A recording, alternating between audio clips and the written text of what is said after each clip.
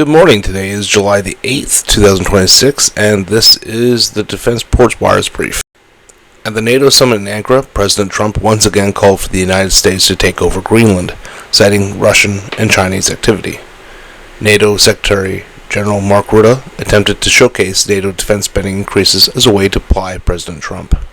Rutte wants NATO countries to detail how they'll meet the Hague Commitment.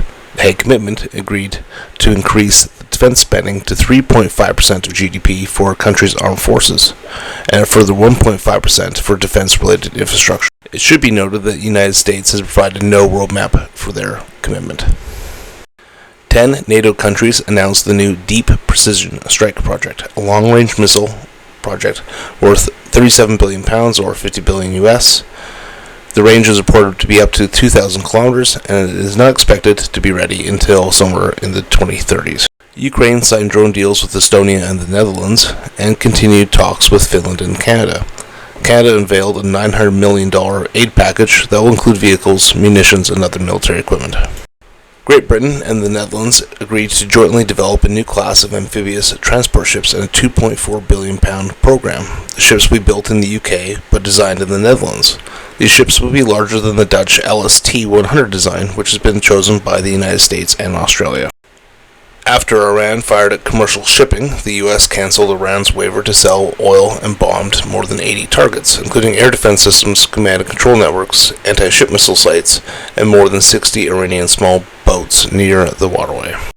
Iran responded by firing drones and ballistic missiles at Bahrain and Kuwait. Trump said he believes the ceasefire is over and that he doesn't want to deal with the Iranians anymore. Trump said that they're liars, they're cheats, and they're sick people.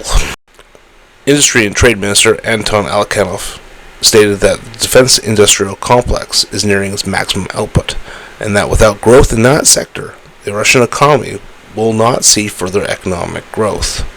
This year's budget allocated 12.1 trillion rubles, or $158 billion, towards defense.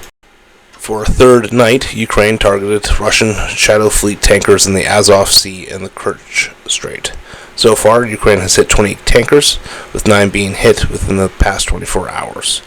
The drones used, the FP2, can carry warheads weighing up to 50 to 100 kilograms, which is enough to damage a cargo ship, but not enough to sink it. Videos show the drones targeting ship bridges, personnel, engine spaces, and fuel bunkers. Pakistani authorities reported that 27 policemen and 11 security personnel were killed in operations in Balochistan, while 54 terrorists were killed since operations began on 5 July. There have been 3 terrorist attacks in the past 3 days, including an attack on a police outpost and an ambush on an army convoy. This has been today's Defense Wires Brief. Thank you very much for listening. Don't forget to like, share, follow, and tell others. Until next time, have a good day.